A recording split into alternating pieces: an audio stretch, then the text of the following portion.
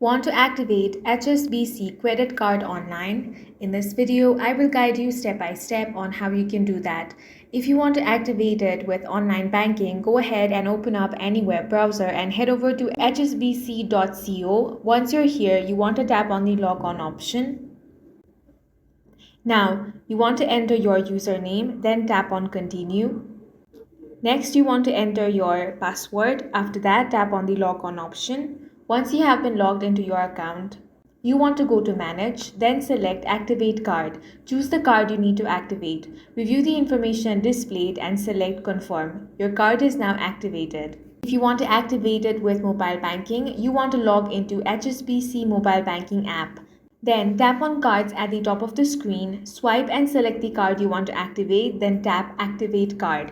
You can also activate by phone.